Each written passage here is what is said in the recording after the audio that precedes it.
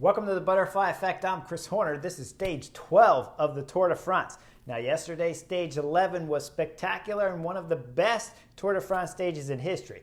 Now, there's always comparisons between great Tour de France stages, and yesterday has to be in there. The best of the best for sure. You're going to group them all in, and then everyone's going to have to take their pick. But yesterday's stage 11 was nothing less than spectacular.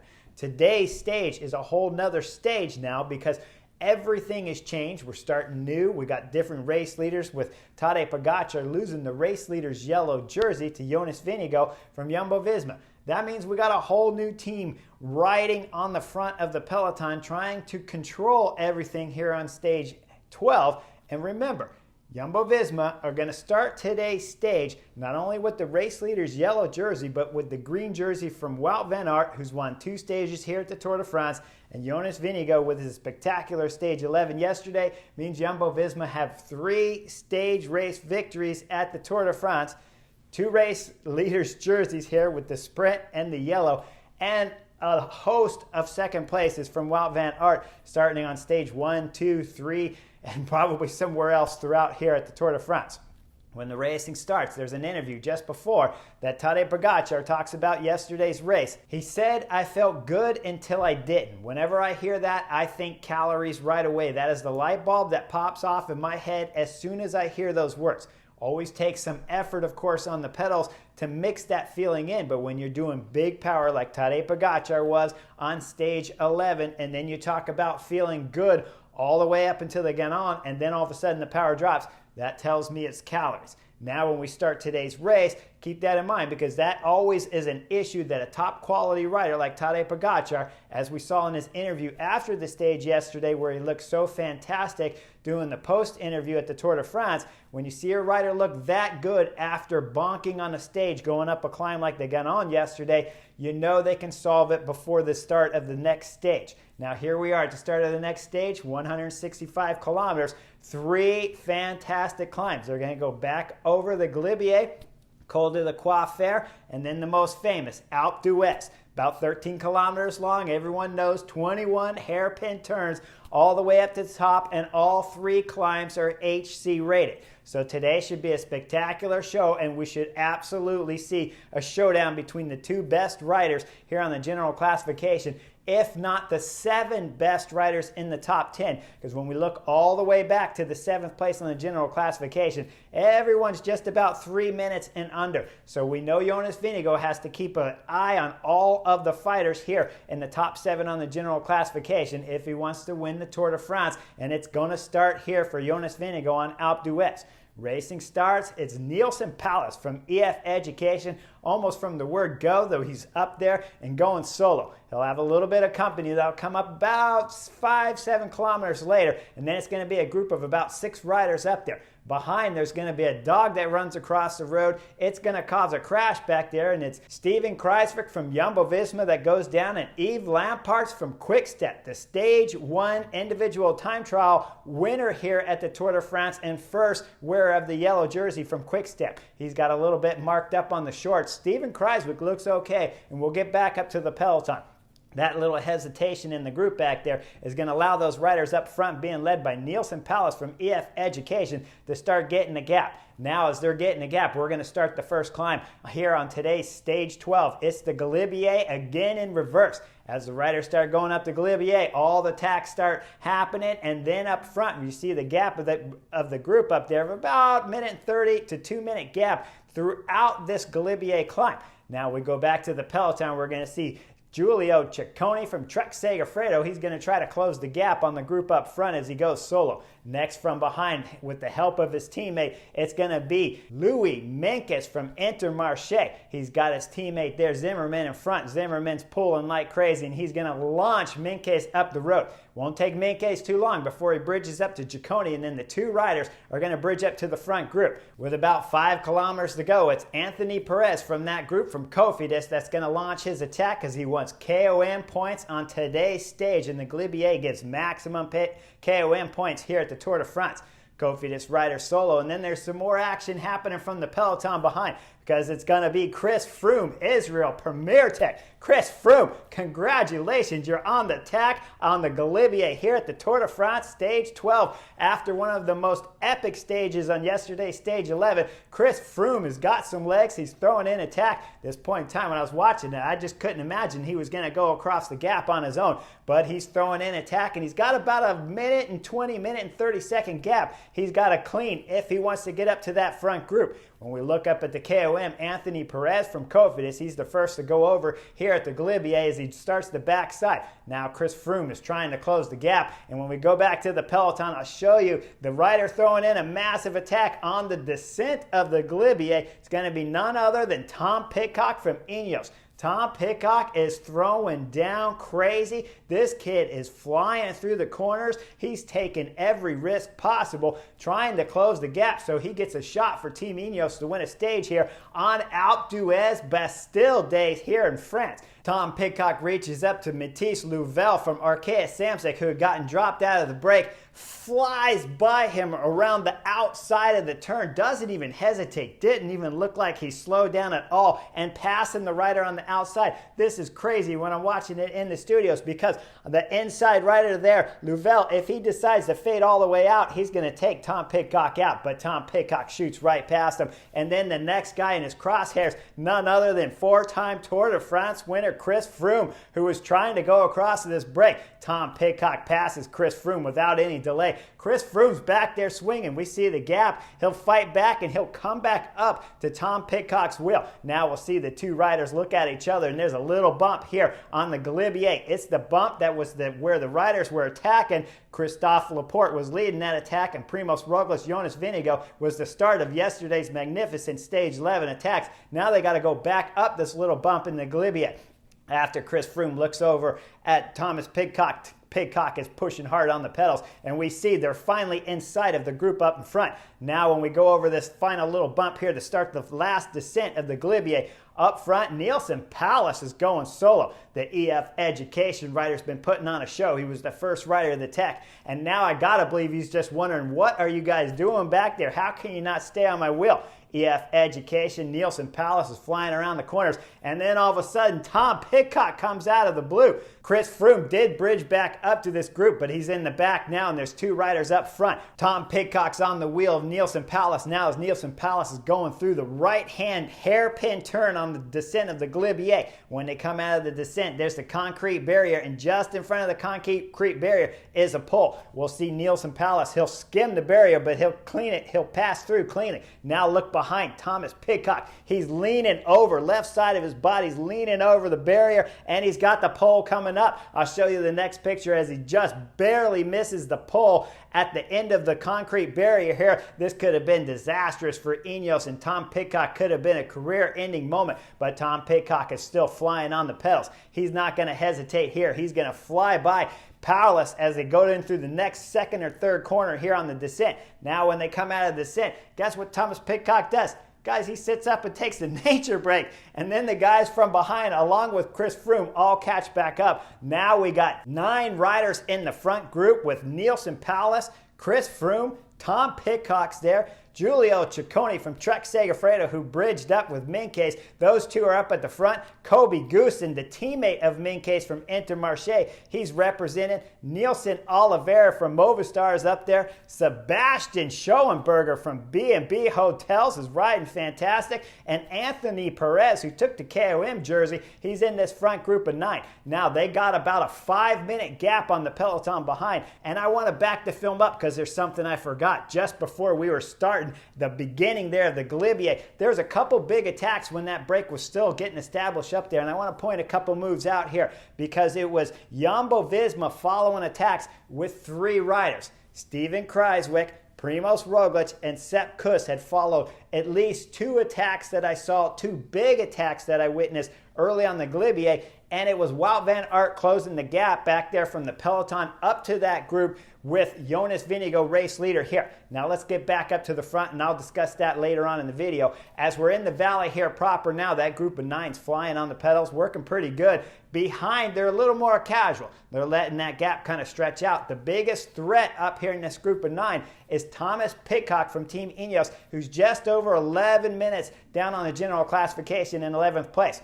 That's a threat, but not a big threat because, of course, he's not a pure climber, and we saw him get dropped and lose most of that time on yesterday's spectacular Stage 11. So Jumbo-Visma, in my book right now, are doing a solid job here on Stage 12, with the exception of sending those 3 riders following the attacks early on the Galibier. Now we go back to the peloton. As I said, they're sitting up, they're gaining a little, letting that group gain a little bit of time on them. And when we start the second climb, the Col de la Croix Fer, this is about an hour-long climb. It's a monster of a climb, and it takes a long time to get up. This group of 9's working solid together. We'll see them hydrating from their cars multiple times. Chris Froome's cooling himself off. Everybody's working somewhat well together. There was a little bit of lack of chemistry at the beginning of this climb when I saw a little bit of argument from Ciccone and from Nielsen Palace, but I didn't see exactly why. Now as we're going up this climb, though, like I said, everything is about status quo with a group of 9 and about the best amount of magic you can put together in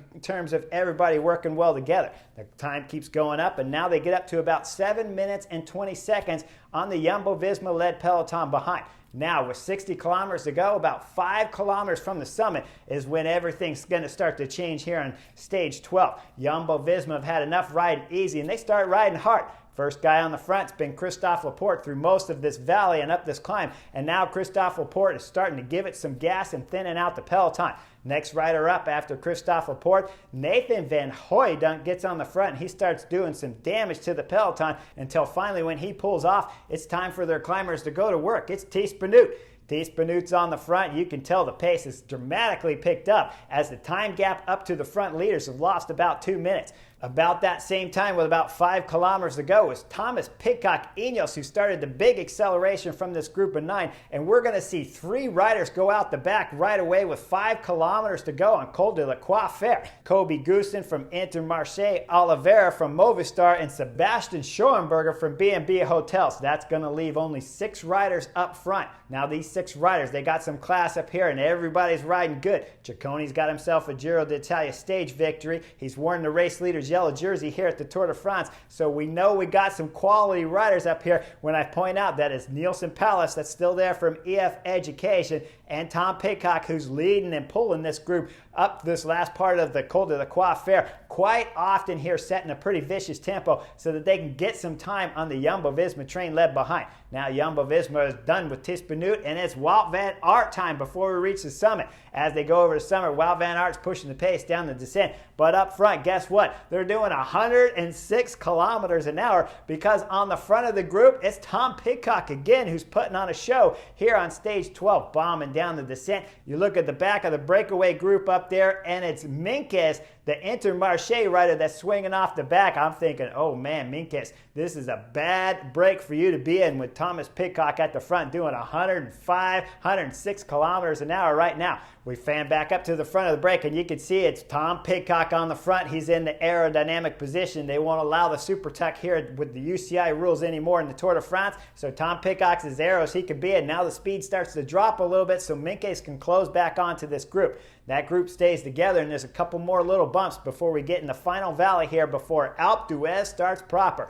Behind, Wout van Aert had Thies Benoot come back to the front, and now he's setting tempo for Jumbo-Visma. Through the valley, the breakaway of 5, now their gap is getting a little bit more established with the speed of Tom Pidcock going down the descent. This group of 5, they're looking solid. Everybody's working together. Tom Pidcock's working hard. Nielsen Palace, Chris Froome, Giulio Ciccone from Trek Segafredo, and Menkes all rotating through as we're getting ready to start Alpe d'Huez. Now, when they pull off the main valley road and they start Alpe d'Huez proper, it's steep right from the beginning. This is where a lot of the pain starts here on Alpe d'Huez. No kidding, the fans are stacked as the road starts to go up proper. Then these 5 guys will work together till about 10 kilometers to go. And then Tom Pidcock throws in the big attack for Team Ineos. with this attack, we start seeing riders distance off the back. Giulio Ciccone's come off, and EF Education Palace was the first to come off, but somehow has found his way back up to Giulio Ciccone. Nielsen Palace is pushing hard, trying to bridge back up, but up front, Tom Pidcock's got a gap on Meintjes and then a gap on Chris Froome, who is surviving here on Alpe d'Huez. Now Tom Pidcock's digging deep, and we see the gap a couple kilometers later. Meintjes is still closing, still holding steady the gap to Tom Pidcock. When they go through the massive amount of crowds, the flags, the motorcycle in front is cutting the seas of fans apart so Tom Pidcock can come through. But at this point in time, I gotta believe if you're Meintjes, you're thinking, get that motorcycle out of the way, because when they come out of the fans, Tom Pidcock's got a gap, and now we know Tom Pidcock's a solid favorite here to win on Alpe d'Huez if he can get Meintjes back there from Intermarché to blow. Chris Froome, like I said, is putting on a show, but he's out of the fight here at Alpe d'Huez. Now let's go back down the hill and start Alpe d'Huez for all the GC favorites in the peloton, being led by Thies Benoot. Thies Benoot was throwing down with the last little valley road as the race started to rise up Alpe d'Huez. Then when it goes proper, Thies Benoot pulls off hard left. It's Wout van Aert time. The peloton is starting to get reduced dramatically with every kilometer passing by as Wout van Aert is pushing 100%. He does about 4 kilometers here on Alpe d'Huez and then swings off hard left. We see Wout van Aert just absolutely exhausted from the last pull he did for his race leader here. Jonas Vingegaard up front taking over for Wout van Aert. Steven Kruijswijk. Steven Kruijswijk's now got a job to do. He's got to throw down. He pulls for 2 kilometers here on Alpe d'Huez. And while he's pulling, we're starting to get rid of some of the riffraff on the general classification here at the Tour de France as we start seeing some of the guys around 10th and back on general classification start coming out, like Lysenko from Astana. Lysenko can't get back up as Steven Kruijswijk does his last pull. Next rider up for Jumbo-Visma, Primož Roglič. Primož Roglič goes hard on the pedals at this point in time. He's not going to pull for a long time, but when we look at the back of the picture, first rider to come out, Nairo Quintana, Arkea Samsic. Remember, he put on a show. First rider of the attack on yesterday's stage 11, Ganon, and now Nairo Quintana. He isn't going to see the front of this GC group again. Next rider when we pass Nairo Quintana is going to be Davide Gaudu, FDJ. And let me remind you guys, yesterday, David had a bunch of help by 2 teammates, Michael Storer and Valentin Madouas, that helped him get back on each time he got dropped. And he doesn't have those teammates with him now as Primož Roglič is finishing his pull at the front. Sepp Kuss takes over for Primož Roglič, and then we start seeing second on the general classification, Romain Bardet, DSM, the next rider to come out. Sepp Kuss is pushing harder as he knows second place on general classification is a big hit here on the Alpe d'Huez stage. He's pushing hard. Next rider to come out, Adam Yates. Adam Yates was solid in the top 7 in general classification starting today's stage with his Ineos teammate Geraint Thomas. Now we know who the race leader is for Ineos as Adam Yates is getting distance. Then with just over 4 kilometers, Tadej Pogacar throws in a massive attack. The Slovenian rider's trying to get back his race leader's yellow jersey from Jonas Vingegaard, but Jonas Vingegaard was solidly locked onto his wheel. Every time Tadej Pogacar throws in acceleration, Jonas Vingegaard's right there. Then the Slovenian sets up. Jonas Vingegaard will go past Tadej Pogacar and then back off the throttle. Each time Jonas Vingegaard backs off the throttle, guess who comes back? Geraint Thomas comes back again. Ineos is still in with a fight here for the general classification at the Tour de France. He's racing fantastic throughout all the stages here of the Tour de France. Ineos have done exactly what I've talked about on Beyond the Coverage, racing exactly conservative throughout the race and just using other guys that aren't their GC favorites, like Thomas Pidcock, who's still up the road right now on Alpe d'Huez, to try to win stages. Thomas Pidcock, he finally got his gap on Louis Meintjes back there as they exited the crowd, the feverish crowd fans here on Alpe d'Huez. Now with this gap, we know Thomas Pidcock is going to sail into the win here on Alpe d'Huez. Ineos rider pulls through the last left-hand bend, accelerates hard on the pedal one more time, and comes through to take a fantastic Alpe d'Huez victory here at the Tour de France. This is his first Tour de France, and this is his first stage win at the Tour de France, of course. And second coming behind him, Louis Meintjes, who will come through about 30-40 seconds back from the Ineos rider, does a solid job for second. Third on today's stage, Chris Froome from Israel Premier Tech, having his biggest result since his crash at Dauphiné a couple years back. This was an amazing ride from Chris Froome. Guys, remember, he soloed across going up the climb of the Galibier and then came down the descent through those massive speed corners with Thomas Pidcock and then got dropped going up over the little bump on the Galibier and then closed the gap himself to this front group and has survived here to get third and round out the podium here at the Tour de France. Fourth rider to come through is EF Education. Now let's back up because we still got some fighting. There's a yellow jersey battle here, and I already told you Tadej Pogacar put in his first attack. With the slowing of the speed from Jonas, Sepp Kuss will find his way back on because Enric Mas, Movistar, set the pace back there. Sepp Kuss will pass by all the riders, get back on the front and start setting some tempo.